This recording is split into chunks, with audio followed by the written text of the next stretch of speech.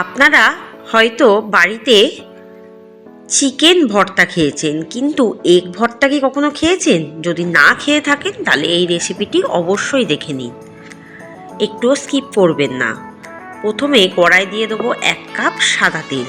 তেলটা ভালো করে কষকষে করে গরম করে নেবো। এরপর দিয়ে দেবো 3টে কুচিয়ে রাখা পেঁয়াজ।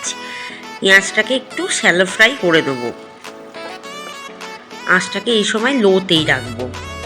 একে একে মশলা অ্যাড করব। 1 চামচ নুন, 1 চামচ গোলমরিচ গুঁড়ো, 1 চামচ জিরে গুঁড়ো, 1 চামচ লাল লঙ্কার গুঁড়ো দিয়ে ভালো করে মশলার সাথেই কিন্তু পেঁয়াজটা ভাজবো, তাতে বেশি ভালো টেস্ট আসবে। দেখুন পেঁয়াজটা প্রায় ভাজা হয়ে গেছে।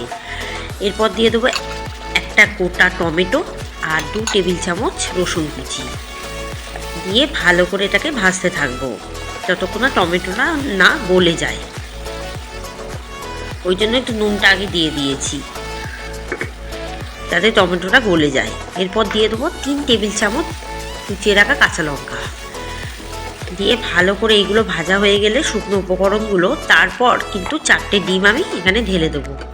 4টে ডিম ঢেলে দেওয়ার পর সাথে সাথেই কিন্তু পেঁয়াজের সাথে ভালো করে মিশিয়ে দিতে হবে। আর ডিমটা যাতে খুব নরম থাকে তাই জন্য 1 কাপ দুধও অ্যাড করে দিতে হবে, উষম গরম দুধ দিয়ে আঁচটাকে একদম মিডিয়ামে রাখবো। এরপর 15 মিনিট রান্নার পর এটাকে ভালো করে মেশাবো। দেখুন ভর্তার আকারে কিন্তু একদম তৈরি হয়ে গেছে। এরপর দিয়ে দেবো 1 টেবিল চামচ ডার্ক সয়া সস, 3 টেবিল চামচ রেড চিলি সস দিয়ে ভালো করে এটাকে মেশাবো।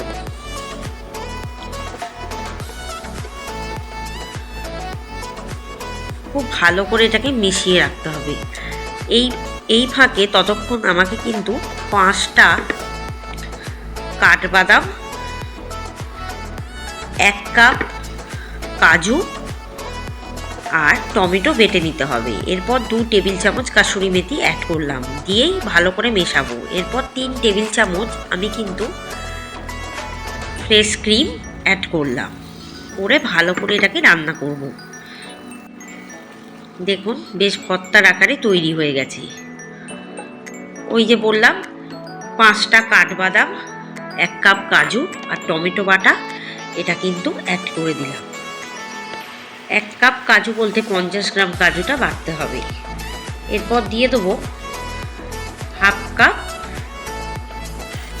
দুধের সাথে মিশিয়ে ফ্রেশ ক্রিম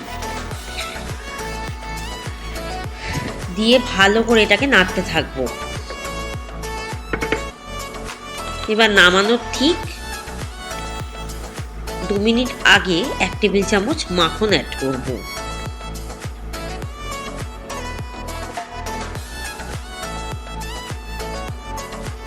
এরপর আবারও 2 টেবিল চামচ ফ্রেশ ক্রিম অ্যাড করলাম, করে ভালো করে এটাকে 15 থেকে 20 মিনিট রান্না করব হালকা আঁচে।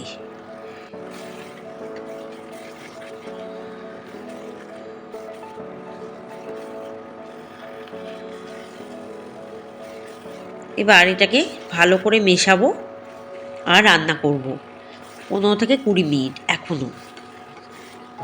এরপর একটু ভাপে বসিয়ে রেখে 15 থেকে 20 মিনিট রেস্টে রেখে তারপর গরম গরম রুটি, নান, পরোটার সাথে সার্ভ করব। রেসিপিটি অবশ্যই বাড়িতে বানিয়ে দেখবেন। রেসিপিটি কেমন লাগলো জানাতে কিন্তু ভুলবেন না। চ্যানেলটিকে সাবস্ক্রাইব করে এগিয়ে নিয়ে যাবেন। পাশে থাকা বেল আইকনে ক্লিক করে রাখবেন যাতে ভিডিও ছাড়ার সাথে সাথে আপনাদের কাছে পৌঁছে যায়। আজকে রেসিপি এখানেই সমাপ্ত হলো। আগামী দিনে অনেক রেসিপি আসছে, আমার চ্যানেলে চোখ রাখুন। ধন্যবাদ।